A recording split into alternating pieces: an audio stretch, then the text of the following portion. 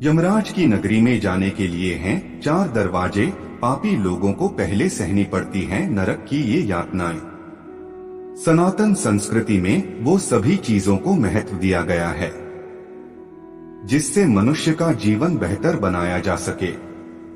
आज हम आपको गरुड़ पुराण के अनुसार मृत्यु के देवता यमराज के महल के प्रवेश द्वार के बारे में बताएंगे। दरअसल गरुड़ पुराण हिंदू धर्म के महत्वपूर्ण ग्रंथों में से एक है। इसमें जीवन के जन्म और मरण के चक्र, नरक लोक, स्वर्ग लोक और मनुष्यों के कर्मों के फल के बारे में सारांश से सब कुछ वर्णित है। इस पुराण में विष्णु जी के श्रीमुख द्वारा वो सभी बातें बताई गई हैं जिसे पक्षीराज गरुड़ ने श्री हरि से प्राणियों के उद्धार के लिए पूछा है, जिसमें भगवान नारायण ने नरक लोक की यातनाओं के बारे में तो बताया ही है, साथ ही यह भी बताया है कि नरक लोक और पाप कर्मों से कैसे बचा जा सकता है जिससे मृत्यु के पश्चात जीवात्मा को मोक्ष प्राप्त हो सके।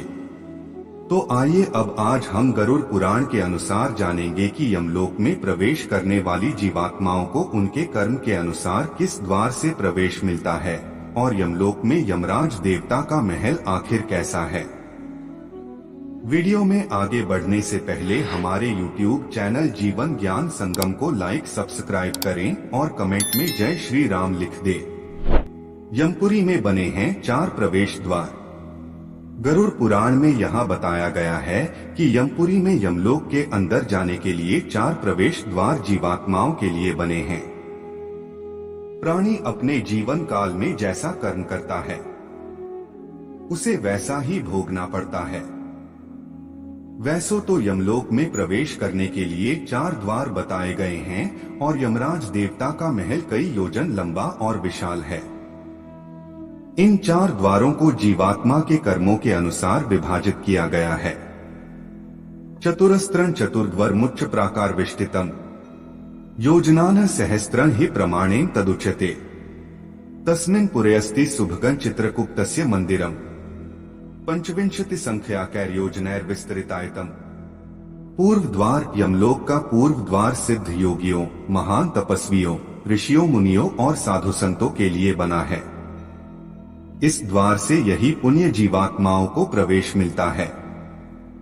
जब यह जीवात्माएं यमपुरी पहुंचती हैं तो इनके लिए पूर्व का द्वार खुलता है।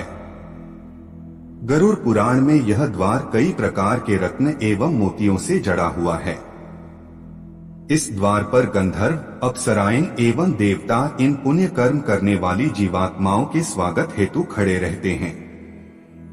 पुण्य जीवात्माएं जब इस द्वार से अंदर की ओर प्रवेश करती हैं तो सबसे पहले इन पर पुष्प वर्षा होती है। फिर चित्रगुप्त इनका अंदर आदर सत्कार करते हैं और इनको स्वर्ग का मार्ग प्रदान करते हैं।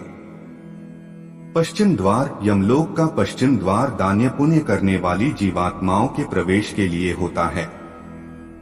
जिन लोगों ने अपने जीवन में सदैव धर्म का पालन किया है और निस्वार्थ भाव से सबकी सेवा की है, या जिसन तीर्थ यात्रा के दौरान अपने प्राण त्यागे हों या किसी तीर्थ स्थल पर उसके प्राण निकले हों, ऐसी जीवात्माओं को यमपुरी में पश्चिम द्वार से प्रवेश करना होता है। इस द्वार पर भी रत्न इत्यादि जड़े हुए हैं। उत्तर द्वार जो लोग सत्यवादी होते हैं, माता पिता की सेवा करते हैं, लोगों की सहायता करते हैं, ऐसे लोगों को यमलोक के उत्तर द्वार से प्रवेश करना होता है। दक्षिण द्वार यह द्वार सबसे कष्टकारी और इसका दृश्य बाकी द्वारों से बिल्कुल अलग होता है। यह द्वार उन प्राणियों के लिए होता है जिन्होंने जीवन भर पाप कर्म किए हैं। मांसाहार, मदिरा सेवन करने वाले, माता पिता को दुख देने वाले, भगवान को न मानने वाले, पति पत्नी को धोखा देने वाले और अन्य पाप कर्म करने वाली जीवात्माओं को दक्षिण द्वार से प्रवेश करना होता है।